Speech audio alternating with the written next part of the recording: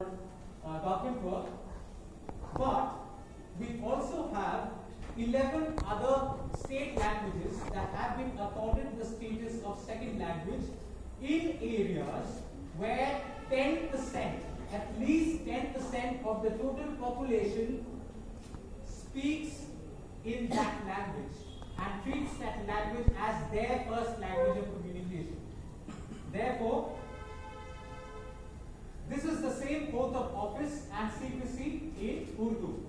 So this is Razdari ka halaf, halafnama, halaf, the oath, Razdari ka halaf. This is Aude ka halaf. Auda is office, oath of office, Razdari is secrecy. So this is the Urdu version of the same story. Can anyone tell me the name of any particular subdivision in West Bengal? Because I would like to believe, as Dr. Pramanik truly said, we are from all over Bengal. We are not all from Kolkata. So, can anyone tell me the name of any subdivision which has a sizable Urdu-speaking population? Is there anyone with the mother tongue Urdu here? Anyone? Anyone with the mother tongue Hindi here? Okay. So, Islampur in Dinajpur is the only subdivision in West Bengal with a majority Urdu-speaking population, and that is because at the time of independence in 1947, Islampur was a part of Kishanganj in Bihar. It was part of the Kishanganj district of Bihar. It was only in the mid-50s that Kishanganj was bifurcated and Islampur subdivision came into West Bengal, and hence the West Bengal Urdu Academy has two branch offices. The headquarters is in Calcutta, just further south of the Maulana Azad College at the Wellesley Square, Haji Muhammad Mohsin Square on Rafi Ahmed Tidwai Road. The two branch offices are based, one in Asansol, where we have a sizable population within the Adda area. By Adda, I don't mean the rocket Adda, the ADDA, the Asansol Durgapur Development Authority area. And we have a 73% population as per the last census of 2011 who identify Urdu as their first language in the Islampur division. So whenever we send in regulations that are meant for public dissemination, we make sure that they are also available in the language, because we have at least one subdivision in West Bengal that identifies this as their primary lingua franca. Among the post-Puriborton of 2011 developments in the administration, there was also a separate department called Pushchimanchal. The Jambul Mohol areas were rechristened Pushchimanchal, and there was a dedicated department called Pushchimanchal Unnayan Porishad. Now, the reason why I am bringing this up is, though we are under the administrative control of the Home Department, but we cater to all the 43 official departments of the state government. So we do translations for all the state departments. Just as my colleagues in the information and cultural affairs are involved with the propaganda and the cultural aspect, the festivals, the fairs, etc. My job is a little more classified because I'm dealing with the police matters under the Home Department, inquiry commissions, and also the election-related work. All the work related to election literature. By that I don't mean the party politics, I mean the administrative election material, which is known as SVEEP, SVEEP, Systematic Voters Education and Electoral Participation. All the special summary revisions that you see that happens in the month of November for bringing in new names into the electoral rolls, all the publicity material that you see outdoor was done by yours truly at his humble desk. So all the matter that you see on the website is also there, which comes to us from the ECI in Delhi, and this is all meant for public dissemination. So just as we do official translations for official purposes, we also do translations for public dissemination. As the young lady here just pointed out, when she was working for the National Human Rights Commission, we this is something I've had to do as part of my job for the last 12 years. There are specific darkhasts, appeals and letters that we have to do. We have to cleanse and we have to filter and make it more presentable. And there are some very sensitive time-bound letters that will be translated and put forward perhaps to the governor or to Delhi, to the President of India. You have people stranded in different parts of the country during lockdown. Our Bihari Mazdoor friends. And a lot of their family members were calling us on the helpline. And that was a time when my landline number even became a helpline for a lot of my colleagues in the district. Because we were working from home. And they would call me and ask me, ye hua hai, ye kya karna hai?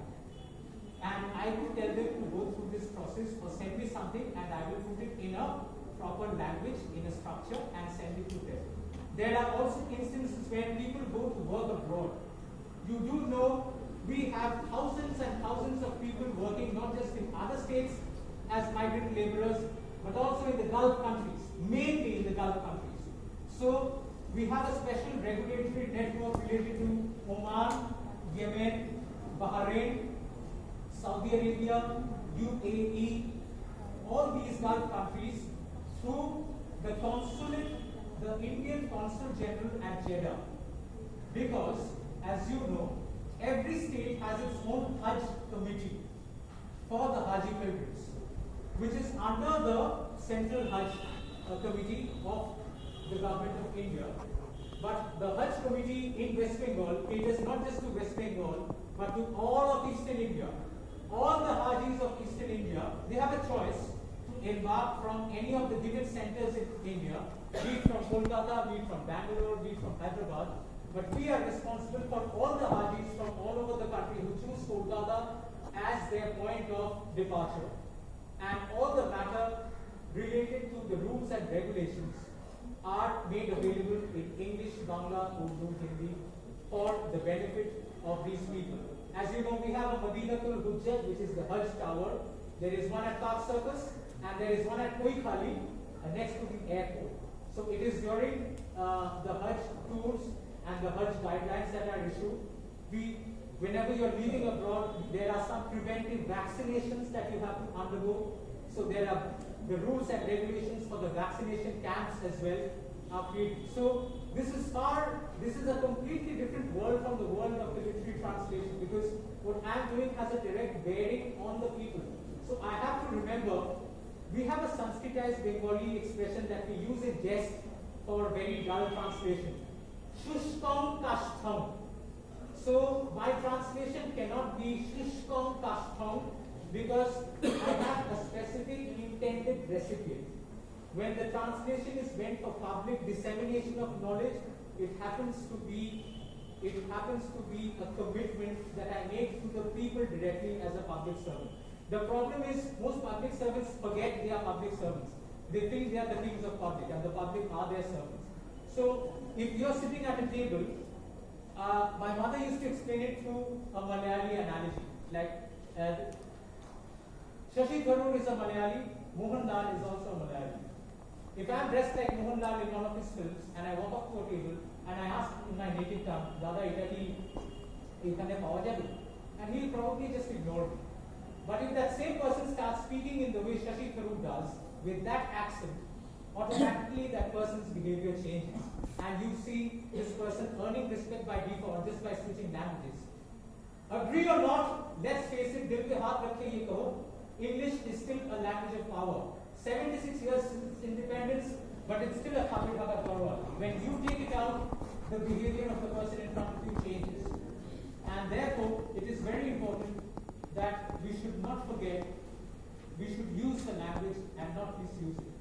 Use it as the Khabir Hakat Korwal. We should take it out only when necessary.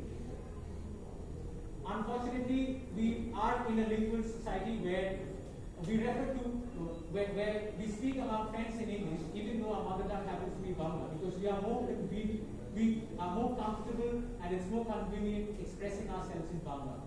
So there are certain terms and coinages.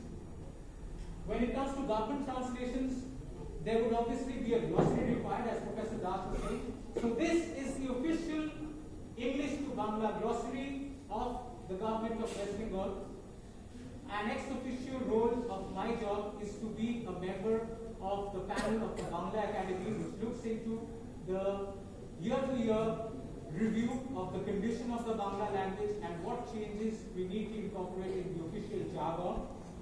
There hasn't been a new edition since the pre-COVID times.